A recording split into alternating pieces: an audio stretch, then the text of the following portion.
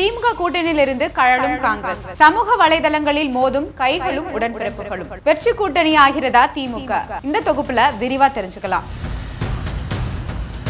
2026 நடக்க போற சட்டமன்ற தேர்தல் கூட்டணி பத்தி பேசுறதுக்காக காங்கிரஸ் கிறிஸ்டோடங்க தலைமையில ஒருங்கிணைப்பு குழு அமைச்சாங்க. தமிழ்நாடு காங்கிரஸ் தலைவர் செல்வ பெருந்தகை, அகில இந்திய காங்கிரஸ் செயலாளர்கள் சூரஜ் ஹெக்டே, நிவேதித் ஆல்வா, சட்டமன்ற காங்கிரஸ் தலைவர் ராஜேஷ்குமார் இந்த குழுவில் இருக்காங்க.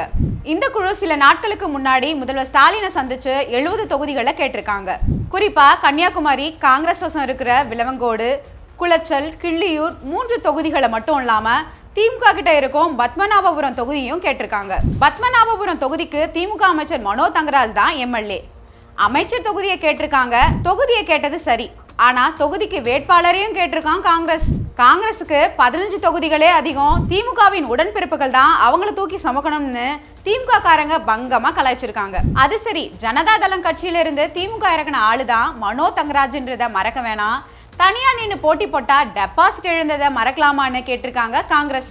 இதுக்கு திமுக காரங்க கொடுத்த நாகர்கோயில், கன்னியாகுமரி தொகுதிகளிலேயே ஒழுங்கா ஜெயிக்கல, பத்மநாபபுரத்தை கேக்குறீங்கன்னு திரும்பவும் நோஸ் கட் பண்ணிருக்காங்க. அதுக்கு காங்கிரஸ்காரங்க பத்மநாபபுரத்துல போட்டி போட திமுக ஆள் இல்லாதனாலதான் கிள்ளியூர்ல இருந்து ஒருத்தரை கூட்டிட்டு வந்து பத்மநாபபுரத்துல நிறுத்தினீங்கன்னு கிண்டல் அடிச்சிருக்காங்க.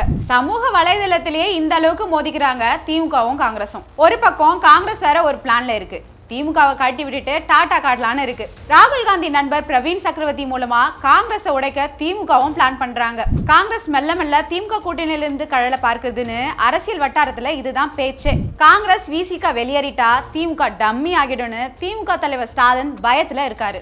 அரசியல்ல உண்மையா என்னதான் நடக்குது தெரிஞ்சுக்க நாளை நமதே சேனலை சப்ஸ்கிரைப் பண்ணுங்க.